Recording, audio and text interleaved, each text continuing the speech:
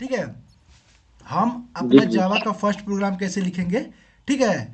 तो कोई भी हम पहले डेस्कटॉप पे जाएंगे और एक फाइल बना लेंगे। यहाँ तक सबको क्लियर है? फाइल बना जी लेंगे। जी। फाइल बनाकर फाइल ओपन करेंगे। इस फाइल के अंदर हम, अगर आपके पास वी एस कोड है तो डायरेक्ट आप राइट शिफ्ट दबाइएगा और वी एस कोड में ओपन करके आप कोड कर सकते हैं।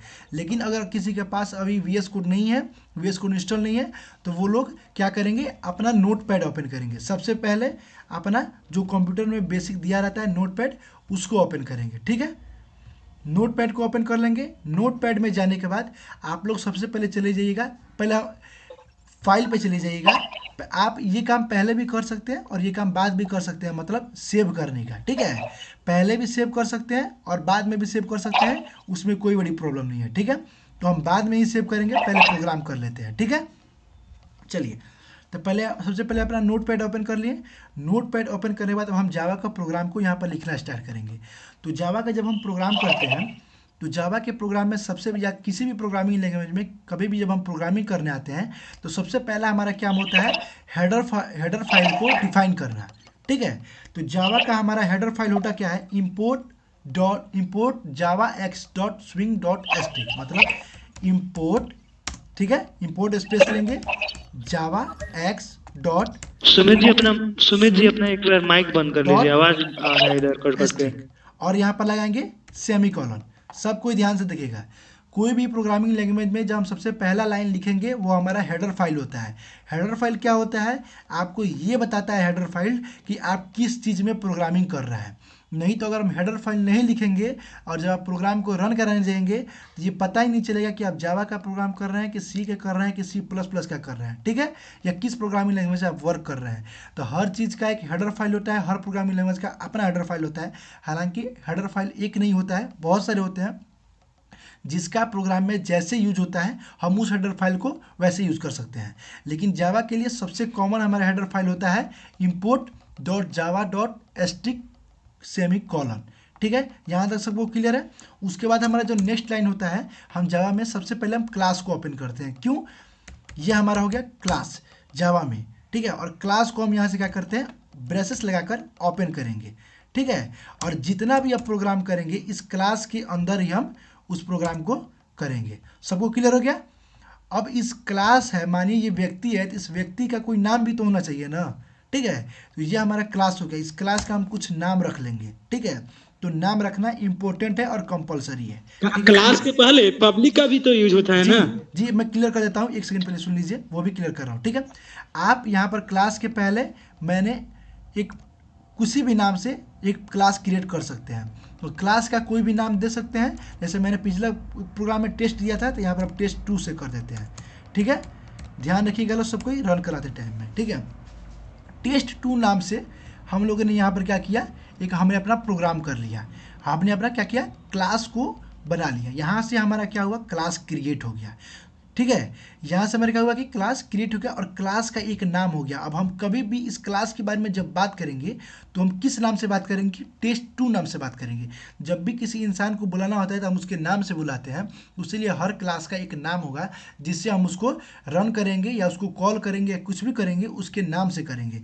विदाउट नाम आप किसी को कुछ भी कहीं बुला नहीं सकते हैं। इसलिए हम लोग क्लास में नेम का यूज उसी लिए करते हैं जिससे आप ये बता सके कि हम किस चीज़ के बारे में बात कर रहे हैं। सबको यहाँ तक क्लियर है? ठीक है। अब आगे चलते हैं। जैसे आपने एक डाउट पूछा कि सर हम क्लास के आगे हम पब्लिक भी लगा सकते हैं, ठीक है। हाँ, क्लास के आगे हम पब्लिक लगा सकते हैं। अब पब्लिक लगाने के पीछे रीज़न और पब्लिक लगाने के ना पीछे के रीज़न आपको हम क्लियर कर देते हैं। अगर आप क्लास के आगे पब्लिक लगाएंगे, ठीक है, तो जो आप नाम क्लास का नेम रखे हैं वहीं आपको नाम उस फाइल का नाम रखना होगा जिसमें आप प्रोग्रामिंग कर रहे हैं, ठीक है। यहाँ तक क्लियर? अगर यहाँ पर आप पब्लिक नहीं लगा रहे हैं तो आप इस क्लास का नेम और फाइल का नेम डिफरेंट रख सकते हैं, ठीक है। क्लास के फाइल का नेम और क्लास का नेम डिफरेंट कब रख सकते हैं, जब हम इस क्लास के आगे पब्लिक को नहीं लगाएंगे। पब्लिक लगाने का मतलब होगा कि ये चीज़ आप कंपलसरी हो गया कि जो आप फाइल का नेम दिए हैं उसी नाम से आपको यहाँ पर फाइल क्रिएट करना होगा। और यहाँ पर ज़्यादातर प्रोग्रामिंग में हम लोग क्लास का नेम नहीं लेकर चलेंगे, ठीक है, क्योंकि हम डिफरेंट नाम भी यूज कर सकें। लेकिन जब भी कोई बड़ा प्रोग्रामिंग करेंगे उसमें हम पब्लिक का यूज जरूर करेंगे। और पब्लिक का यूज करेंगे इसलिए क्योंकि हमें क्लास का नेम हमको सेम रखना पड़ेगा वहाँ पे, ठीक है। तो अभी हम विदाउट पब्लिक का वर्क कर रहे हैं। आपका डाउट क्लियर हो गया? हाँ सर। और कोई डाउट? बहुत अच्छा, बीच में बोले, बहुत अच्छा हमको लगा, ठीक है। उस चीज़ को सबका ये क्लियर हो गया, पॉइंट सबको क्लियर हो गया। उसके बाद से जब हम क्लास के अंदर आ गए, अब हम सबसे पहला क्या काम करेंगे, जावा प्रोग्रामिंग में अपने मेन को डिफाइन करेंगे, ठीक है। और जो भी प्रोग्राम हम करेंगे उस मेन के अंदर करेंगे। हालांकि आप लोग सब कोई पहले अगर कोई सी और सी प्लस प्लस पढ़ा होगा तो ये जानता होगा कि जो सी और सी प्लस प्लस का प्रोग्रामिंग होता है वो मेन के अंदर ही होता है, मेन से बाहर नहीं होता है। लेकिन इसमें भी क्या होता है, इसमें हम जिस फाइल को, जिस क्लास को रन कराना है सिर्फ उसी को मेन के अंदर लिखेंगे। बाकी हम एक क्लास के अलावा और भी क्लासेस बना सकते हैं, और जितना उस कोडिंग करेंगे वो पूरा उस क्लास के अंदर होगा, उस क्लास के बाहर नहीं होगा। सबको यहाँ तक क्लियर है? बोल रहे मेन के अंदर पब्लिक का यूज होता है कि नहीं? नहीं, मेन के अंदर आप पब्लिक का यूज़ करेंगे, वो कंपलसरी है। जैसे आप मेन के लिए जब आप लिखेंगे तो आप क्या लिखेंगे यहाँ पर, पब्लिक, ठीक है, स्टैटिक और वॉइड वाह मेन, ठीक है। मेन। ये आप लिखेंगे मेन के लिए, ये इंपॉर्टेंट और कंपलसरी है। नहीं लिखेगा प्रोग्राम में एरर आएगा। यहाँ से आप ब्रैकेट ऑन करेंगे और ये हमारा मेन का ब्रैकेट हो गया। ब्रैकेट के अंदर हम लोग क्या स्ट्रिंग लिखेंगे, एस, कैपिटल एस रहेगा, ये ध्यान दीजिएगा। एस हमारे यहाँ पर क्या होगा, कैपिटल होगा, ठीक है, एस, और TRING स्ट्रिंग बस होगा। अब कॉन्फ्यूजन यहाँ पे यही है कि स्ट्रिंग आता कहाँ से है। स्ट्रिंग आता कहाँ से है? हाँ, मगर इसमें क्यों इसका यूज होता है? ये देखिए, हर चीज़ को लिखने का एक तरीका होता है, ठीक है। तो आगे चलकर आपको बहुत प्रोग्रामिंग में, जावा में आपको बहुत से चीज़ ऐसे मिलेंगे ना जो वो कंफर्म होता है, आप उसको हटा नहीं सकते हैं। वो आपका वो क्या होता है, उसको क्या बोलते हैं, मेथड बोलते हैं ना, कि वो एक मेथड ही होता है, आपको वो लिखना ही पड़ेगा। वो लिखने का एक तरीका होता है। मान देखिए, आप ABCD लिखते हैं तो आपको पता है कि बी के बाद हमारा सी आएगा, और हमको बी के बाद सी लिखना है, आप डी नहीं लिख सकते हैं अपने मन से। तो वहीं हर प्रोग्रामिंग लैंग्वेज में कुछ कंपलसरी होता है। जैसे आप यहाँ पर मेन के लिए आपको पब्लिक और स्टैटिक का यूज़ करना पड़ेगा, लेकिन सी प्लस प्लस में आप सिर्फ वाइड मेन से काम चला लेते हैं। लेकिन यहाँ पर आपको पब्लिक और स्टैटिक का यूज़ करना पड़ेगा, क्योंकि ये इसका कंपलसरी मेंबर है, ठीक है। तो और भी कमांड लाइन करते हैं तो बताना चाहिए ना। अब यहाँ पर जो स्ट्रिंग कमांड है, लाइन आर्गुमेंट हाँ, अब स्ट्रिंग के कमांड आगे, लाइन आर्गुमेंट अगर सी में पढ़े होंगे लोग तो इस जी, बात का एकदम क्लियर हो हाँ जाएगा हाँ, कि स्ट्रिंग हम क्यों ठीक है। लिखते हैं। अब यहाँ पर स्ट्रिंग के बाद ध्यान दीजिए, माइक ऑफ कीजिए प्लीज़। अब यहाँ पर स्ट्रिंग के बाद हम यहाँ पर जो बड़ा वाला ब्रैकेट है इसको ऑन करके इसको ऑफ कर देंगे, ठीक है। उसके बाद हम कोई भी छोटा सा नाम ले लेंगे, जैसे कि ये, इसको लिया जाता है, ये कंपलसरी है, ए या अर्क्स आप कुछ भी ले सकते हैं ऐसे, ठीक है। तो हम ए ही लेंगे और यहाँ पर क्या करेंगे, अपने मेन को यहाँ बंद कर लेंगे। मेन को बंद करने के बाद अब हम मेन को ओपन करेंगे। मेन को ओपन कैसे करेंगे, यहाँ पर हम ब्रेसेस का यूज़ करेंगे, और एक हम यहाँ पर क्लोज ब्रेसेस का यूज़ करेंगे, जो हमारा मेन को ओपन करने के लिए यूज़ किया जाता है, ठीक है। अब हमें जो भी प्रोग्राम रन करना होगा उसको हम इस मेन के ब्रेसेस के अंदर लिखेंगे, ना कि उसके बाहर। यहाँ तक सबको क्लियर है?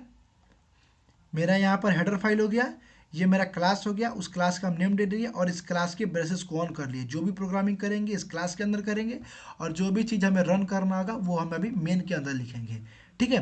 आगे चलकर ये जो आपका मेन है ये उठकर क्लास स्ट्रिंग के के बाद, बाद स्ट्रिंग के बाद फिक्स है एरे का यूज होबे करेगा हाँ इसमें।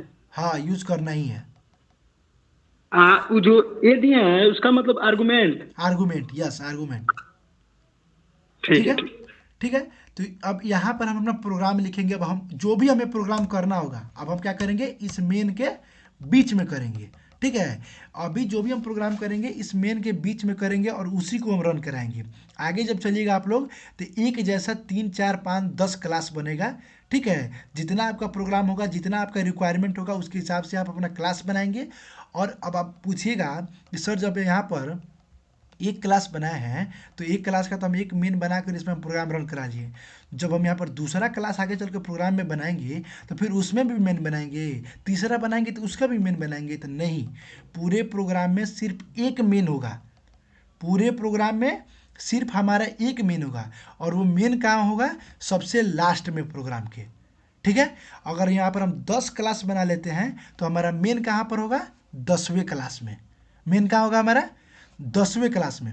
और उस 10वें क्लास में कोई प्रोग्रामिंग ना करके उसमें हमको सिर्फ क्या करना रहता है, हम सिर्फ क्या करेंगे, उसमें मेन को डिफाइन करेंगे और मेन को डिफाइन करके पहले वाले क्लास को लिखेंगे, क्लास को कॉल कराएंगे, फिर दूसरे वाले क्लास का नाम लिखेंगे, तीसरे वाले क्लास का नाम लिखेंगे एक ऑब्जेक्ट बनाकर।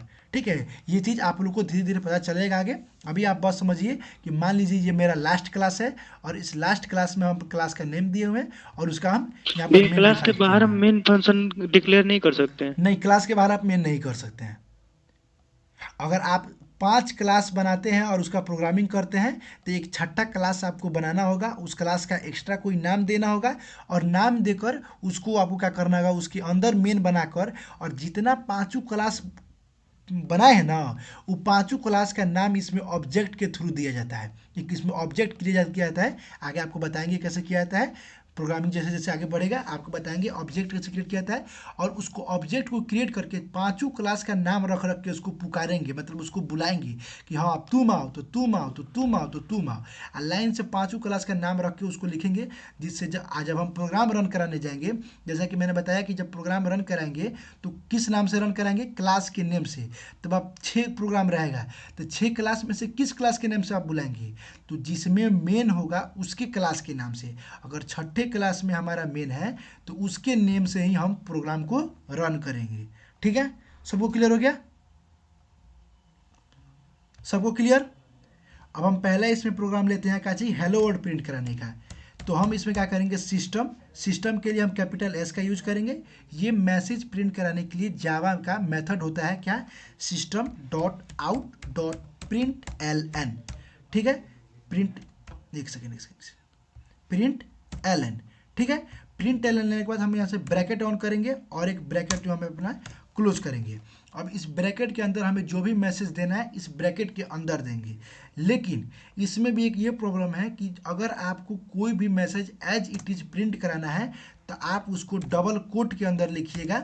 ये डबल कोट बनाएंगे अच्छा, उसके अंदर यहाँ पे लिखिएगा। हम चाहें तो सिर्फ प्रिंट या मगर प्रिंट भी तो दे सकते हैं या प्रिंट भी तो लिख सकते हैं ना। क्या, देखिए आपका जो सिस्टम डाउट है, डॉट जी आउट जी जी, डॉट प्रिंट देखिए प्रिंट भी तो लिख सकते हैं ना तो आप यहाँ पे, और प्रिंट भी तो लिख सकते हैं ना। यस, ये हम बताते हैं। आपका कहना सरासर गलत है।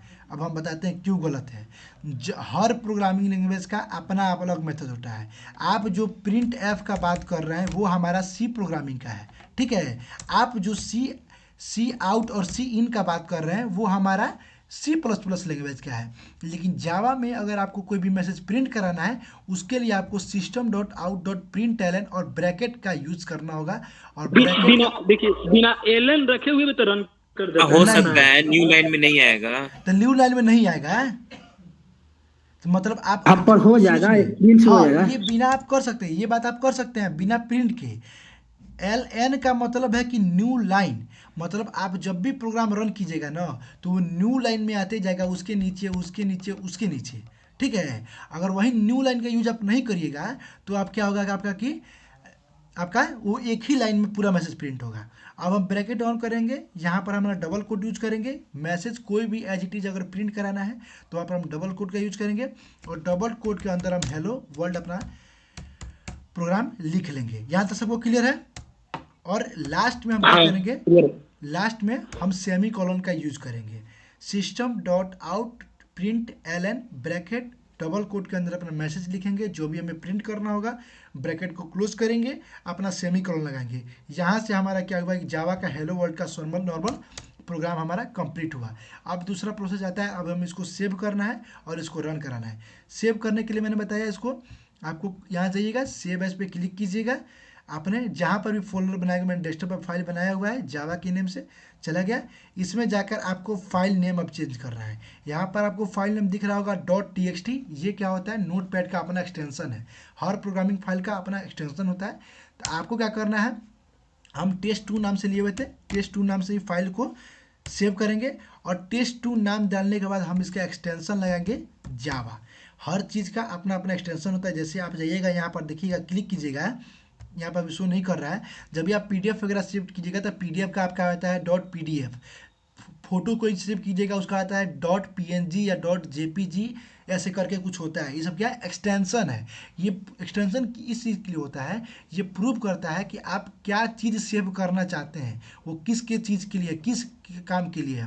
तो डॉट जावा हम लगाएंगे जावा प्रोग्राम को अब सेव करने के लिए। जावा के प्रोग्राम को हम यहाँ पे सेव कर लेंगे। उसके बाद से हम उसको रन कराने के लिए उसके फाइल में चलेंगे। अगर आपके पास VS कोड नहीं है तो हम CMD से यूज़ कराते हैं, जो कमांड प्रॉम्प्ट हमारे लैपटॉप में इनबिल्ड होता है।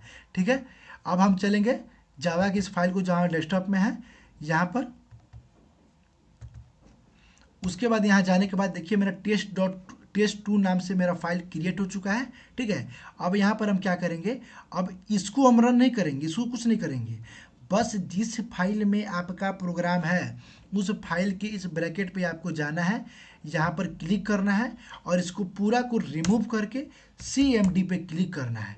इस फाइल के थ्रू ही आपको CMD को ओपन करना है, ना कि किसी और डायरेक्ट। मैंने पहले ही बताया, अगर आप डायरेक्ट CMD ओपन करना चाहते हैं तो यहाँ से CMD ओपन कर सकते हैं। ठीक है, लेकिन जो ये वाला CMD ओपन होगा और ये वाला जो CMD होगा, इसमें दोनों का डिफरेंट यही है। ये जो होगा, जो हम डायरेक्ट ओपन किए हैं वो डायरेक्ट हमारा यूजर और SP जो हमारा सिस्टम के लिए ओपन हुआ है।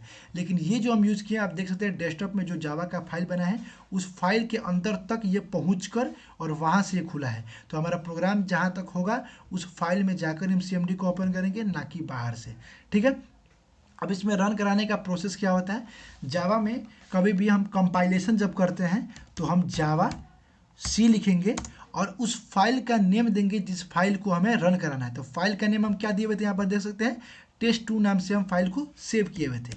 तो टेस्ट2 नाम से हम फाइल को सेव करेंगे और इसका एक्सटेंशन क्या लगाए हुए थे, डॉट जावा। नाम क्या चीज़ सेव किए हुए थे, नाम तो हम सेव किए थे टेस्ट.java से ना, टेस्ट2.java से।